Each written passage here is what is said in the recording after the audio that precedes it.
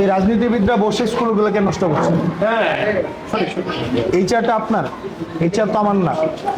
আপনারা সরাইয়া দেখা গেছে কি স্কুলের সভাপতি বা হচ্ছে দেখা যায় রাজনৈতিক দলের যারা নেতা তারা হচ্ছে আপনার উঠে পাশে বসায়, সে নিজে এনে বসে বসে না। এই প্রতিষ্ঠান আপনার এবং এই প্রতিষ্ঠানকে আপনার অথরিটি নিতে হবে। এই চেয়ার আপনার, এখানে আপনার অন্য কেউ আসলে সে গেস্ট, সে আশেপাশে বসবে এবং আপনি এইখানে হচ্ছেন, আপনি হচ্ছেন স্টেট। এই যে এই প্রতিষ্ঠানে আপনি হচ্ছেন স্টেট। আমরা শিক্ষা প্রতিষ্ঠানগুলো নষ্ট করতে চাই না, শিক্ষকদের সম্মানকে নষ্ট করতে চাই না। আমাদের কিন্তু কোঅপারেট করেন। আর দেবিদ্বারের আমি তো আপনাদেরকে নিয়ে বসছিলাম মনে হয়, তাই না? বসছিলাম না পাইলটে। তো আমরা চেষ্টা করবো আমাদের জায়গা থেকে শিক্ষার জন্য যা যা করা লাগে আমরা করতে। এবার আপনাদের স্কুলে এইটা বৃত্তি পাইছিল কয়টা? এই বছর পায় না? আপনাদের তো একটা টার্গেট আছে, তাইলে তো আপনি যেন সিঙ্গাপুর যাইতে পারেন।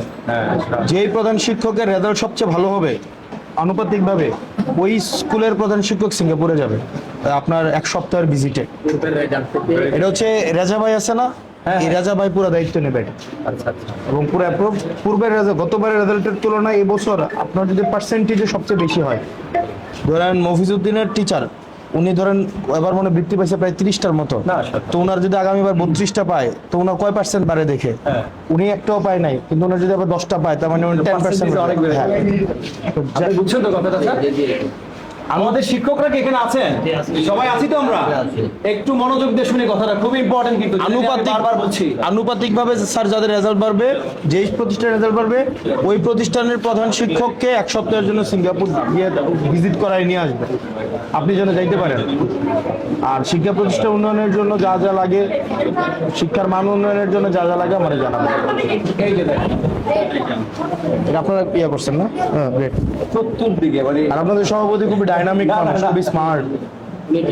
আমি ভোটের অনুমতি পাইছি, 21 তারিখে আমাকে রিঙ্গে বলতেছে স্যার আপনি সময় দেন, আমি বললাম যে কি ব্যাপারে টাইম সিক্স থেকে আমার লাগানোর জন্য লক্ষ্য রাখছি। ঠিকই শুক্রবার ছিল, শুক্রবার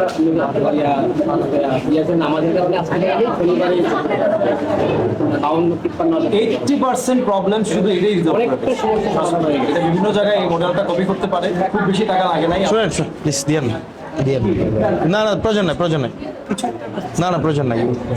আপনার এগুলা যা যা লাগে আপনাদের সভাপতি আছে, আমরা আছে, আমাদেরকে জানাবেন। আমরা রেজাল্ট ভালো হওয়ার জন্য যা যা করা লাগে। আরেকটা কাজ করেন, অভিভাবক সমাবেশ করেন। অলরেডি করছি। অভিভাবক সমাবেশটা হচ্ছে কি, হ্যাঁ এটা হচ্ছে আর মানে বিভিন্ন টিচারদেরকে ছাত্র এবং অভিভাবকের গ্রুপ করে দিয়েন। ধরেন এই 20টা অভিভাবকের দায়িত্ব দিয়ে দিন একটা টিচারের, এই 20টা টিচারের অভিভাবকের দায়িত্ব দিয়ে দিন একটা টিচারের। আপনার টিচার কয়জন? 12 জন টিচার যদি 20 জন করে দায়িত্ব নেয় একটা ক্লাসের নর্মালি ছাত্র কতজন? 60+, 70-80। তার মানে হচ্ছে আপনার 12 জনে মোটামুটি 7 জন করে নিলেই হয়ে যায় একটা ক্লাসের অভিভাবক। আমি কিন্তু ছাত্রের দায়িত্ব বলি নাই, বলছি অভিভাবকের দায়িত্ব। অভিভাবকটাকে যদি ঠিক রাখেন তাহলে অভিভাবকটাই হচ্ছে শিক্ষার্থীদের দায়িত্ব নেয়।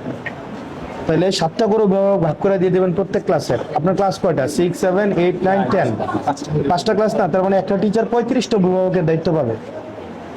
ওইভাবে যদি প্রত্যেক ক্লাসে 7 জন করে পায় তার মানে 35টা অভিভাবকের দায়িত্ব পায়।